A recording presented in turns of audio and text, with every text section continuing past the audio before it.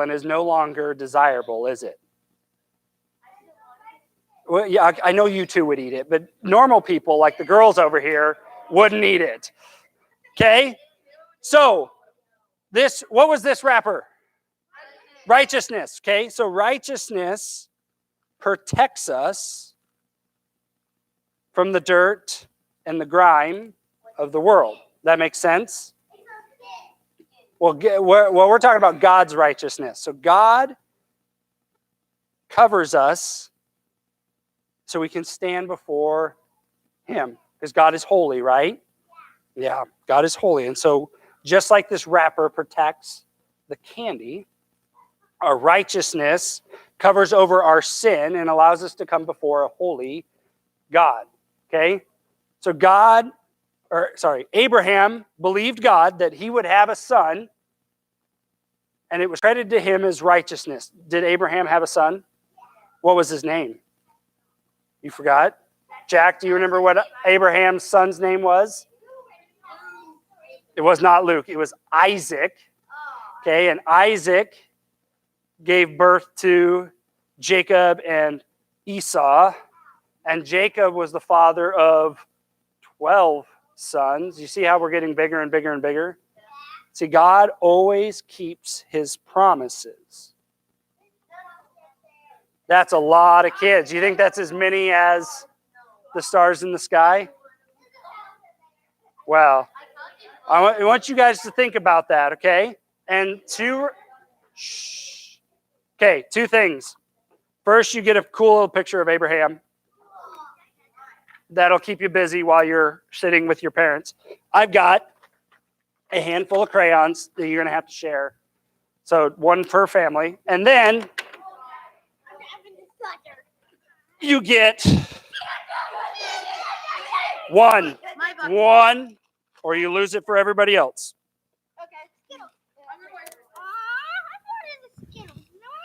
That Skittles right there. So, before you eat your candy, remember, God's righteousness is that wrapper. Okay. Quick, just grab and grab. There's suckers in there. Oh, yeah, get one for Marin. Oh, Henry thinks he wants one too.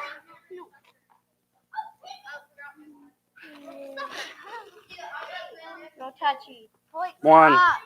Hey. Oh, okay. Okay, go sit down. Go sit down.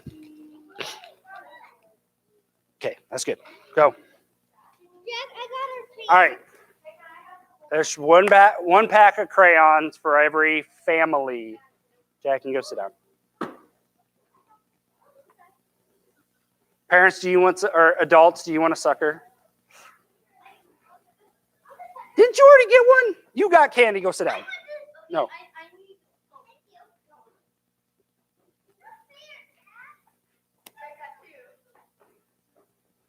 So, today we're going to be talking about Abraham. And sorry, your lesson is not as fun as the kids' lesson. But these first 3 weeks of Core 52, we've spent in Genesis 1 through 3. And we see how God initiates everything. He's created it all, and he gave it all to us to rule over and take care of and create for ourselves. So last week we saw, though, the destruction brought on by temptation and rebellious choices. So for the next 8 chapters of Genesis, humanity kind of replays Adam and Eve's sin to the point that God has to start over anew with Noah. We all know the story of God flooding the earth with Noah, and we see that in Genesis chapter 9 and 10. And however, this extreme act doesn't wipe out our desire to sin or to buy into the devil's lie that we can be like God. I was having a conversation with Jack and Lily this week. No, it wasn't Jack and Lily. Who was it? It was Ryan. Ryan claims that he would not make the mistake of Adam and Eve. And I said, sorry, bucko, yes, you would. And because humanity, even after God wipes out all of the world except for Noah and his family, we fall right back into the same old trap. In Genesis 11, we see the people of earth trying to build a tower to heaven because they want to make a name for themselves. They want to be like God. But at the Tower of Babel, God confuses their language and he scatters them across the earth. And we get to chapter 12. God chooses this man to create a family and eventually a nation to work his will. That man's name is Abram, or better known as Abraham to us. But it is with Abraham that we find our core theme for this week. And this theme is covenant. And a covenant is a promise from God. And the first time God spoke to Abraham is here in verse 12, or chapter 12. God tells him to leave his home in Ur of the Chaldeans, and God says that he would show Abraham a land that would belong to him and his descendants. How many of you would just pack up and move, not knowing the destination? I don't think I would. God goes, you know what, Dillon, I want you to sell your house and just go. Now, if I had an RV, I might do it because, I kind of have a vagabond spirit. So, but that's what Abraham does here. And so God tells Abraham to go and he would show him this land that he promised to his descendants. And we're going to look at, and we're going to jump ahead to Genesis chapter 15. We're going to sit in Genesis chapter 15, and we see God speaking to Abraham again after a silence of about 8 years. Abraham has left Ur, and he's traveled around in the wilderness, and he's had some adventures, and he's pulled some shenanigans along the way. But we see that Abraham is kind of wondering what's going on. And now 8 years later, he's camping in the wilderness, and he doesn't own any real estate. And so far, he's had no son to inherit his property, even if he had any property. And last, Abraham hears from God again, and God tells him, I am the Lord who brought you out of the Ur of the Chaldeans to give you this land to take possession of it. And so Abraham knows that this place that he's camped at is the property, is this promised land that one day was going to belong to his descendants.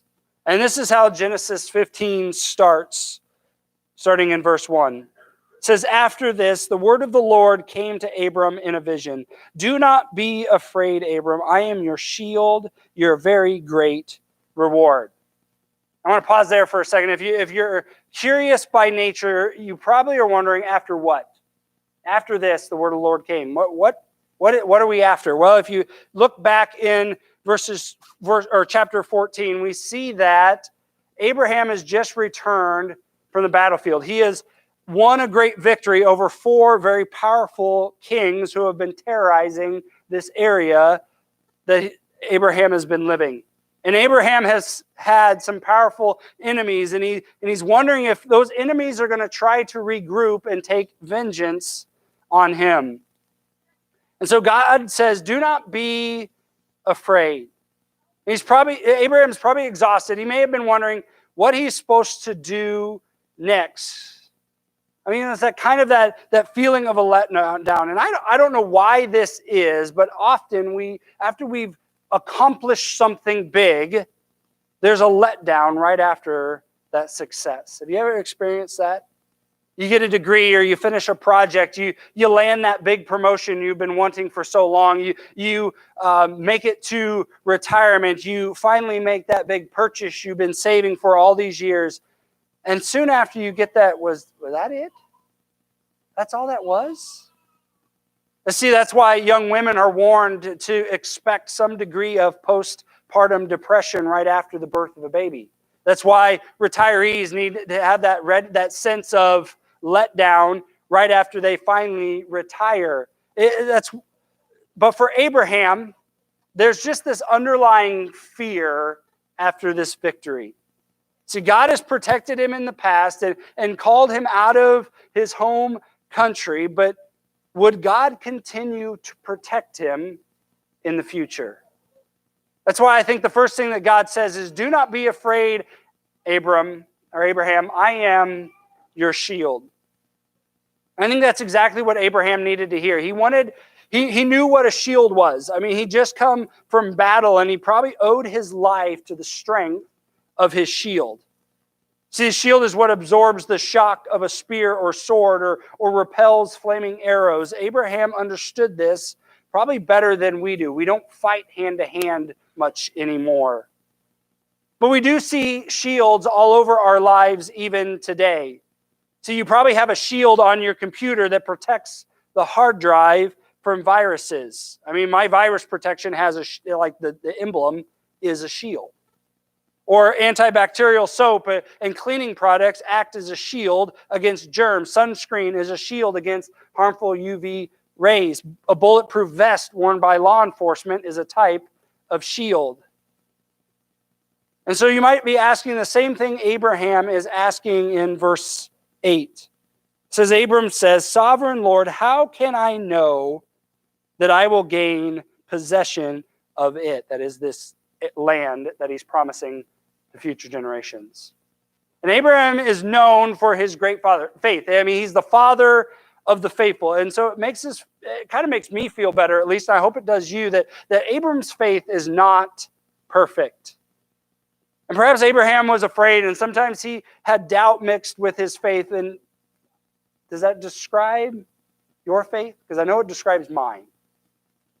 And it makes me feel better to see that God isn't angry with Abraham for his fears and his doubts. In fact, God did pretty incredible thing to increase Abraham's confidence. If we keep reading in Genesis chapter 15, verses 9 and 10, we read this. So the Lord said to him, Bring to me a heifer, a goat, and a ram, each 3 years old, along with a dove and a pigeon. Abraham brought all of these to him, cut them in two, and arranged the halves opposite of each other. The birds, however, he did not cut in half. I'm going to pause there. You might be thinking, okay, we're getting animals, we're cutting them in half, and we're laying the halves out. This is kind of weird. Okay? And it sounds weird to us, but it's showing Abraham something very important. You see, Abraham understood this covenant. This covenant was familiar to him. It was kind of a way that legal transactions were made during this time. See, when men wanted to make a binding agreement with one another, the two parties would take animals, much like God is calling Abraham to do here, and they would cut them in half. They lay the halves across from each other, and the greater party would state the conditions, rewards, and consequences of this covenant. And after the greater party lays out the conditions, the two of them would join hands and walk between the halves of the animals. Now, this ceremony wasn't for just minor transaction. It was a sacred covenant of life and death sort of oath. And it kind of had two meanings to it. The first thing was it symbolized unity, that we are closer to the right and the left side of this animal. It's this idea of if we can't trust family, then who can we trust? And it also showed the severity of the oath, that it's like, if I break this covenant, may I be like the two halves of this animal. It's kind of like the rhyme the kids say, cross my heart, hope to die, stick a needle in my eye. It's kind of like that. What is amazing about this, and this is something that I didn't notice before now. See, that God is saying that he's going to bind himself with a contract that was common to man, but surely beneath his divine dignity. I mean, God could have told Abram at any point, my word never fails. It's my place to be God. I'm the parent, and you do what I say so because I say so. God could have said, I'm God. You can do just do it. It's my job to tell you what to do, and it's your job to believe that I'm going to do it. But instead, God enters into this covenant that strengthens Abraham's faith. But there's more, and what happens next, I think, is the most important part that we can't miss because we don't necessarily understand it. Starting in verse 11, we see how Abraham stands there and waits for God's answer. It says, Then the birds of prey came down on the carcasses, but Abraham drove them away. As the sun was setting, Abraham fell into a deep sleep, and a thick and dreadful darkness came over him. Then the Lord said to him, Know for certain that for 400 years your descendants will be strangers in a country not of their own, and that they will be enslaved and mistreated there. But I will punish the nation they serve as slaves, and afterwards they will come out with great possessions. You, however, will go up to your ancestors in peace and be buried at a very good age. In the 4th generation, your descendants will come back here, for the sin of the Amorites have not reached its full measure. Here's the important part. When the sun had set and the darkness had fallen, a smoking firepot and a blazing torch appeared and passed between the pieces. On that day, the Lord made a covenant with Abram and said, to your descendants, I give this land from the Wadi of Egypt to the great river, the Euphrates, the land of the Kenites, the Kenizzites, the Kadmonites, the Hittites, the Perizzites, the Raphites, the Ammonites, the Canaanites, the Girgashites, and the Jebusites. Even the preacher can't get them right sometimes. But don't miss the significance of verse 17. See, as Abraham is standing there beside the animals, he's waiting for God. Because Abraham knows it takes both parties to walk between the pieces to satisfy the covenant. But as it's getting dark and he's waiting for God, he falls into a deep sleep, and Abraham sees this vision of a torch and an incense pot going between the sacrificial animals.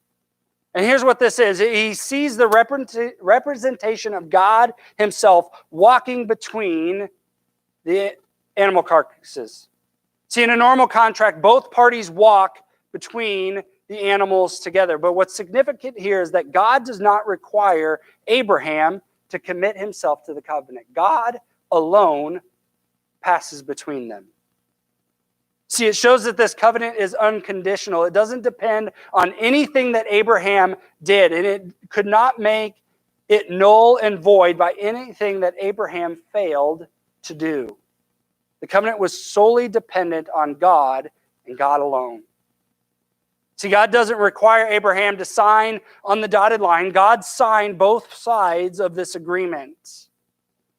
Listen to how the Apostle Paul describes it, and I love how it's worded in the New Living Translation. In Romans chapter 4, verses 13 and 15, it says, clearly, God's promise to give the whole earth to Abraham and his descendants was not based on his obedience to God's law, but on the right relationship with God that comes by faith. See, if God's promise is the only for those who obey the law, then faith is not necessary and the promise is pointless. For the law always brings punishment to those who try to obey it. For the only way to avoid breaking the law is to have no law to break. What that is saying is God covers it. It's not dependent upon us. See, I've heard people say that the God of the Old Testament is God of vengeance and the God of the New Testament is the God of mercy, but I don't believe that to be true. You see, if we really understand the Old Testament, we see here that God extends his grace and his mercy in this covenant he makes with Abraham. See, God sealed the promise in a real life, God to man kind of contract, but God wanted to give Abraham more than just riches and real estate. If you remember back to verse 1, God said, do not be afraid, Abram, I am your shield and your very great reward. In the chapter before, Abraham is defeating these 4 kings, and as he's returning from that victory, the king of Sodom offers Abraham a reward in the return for his victory.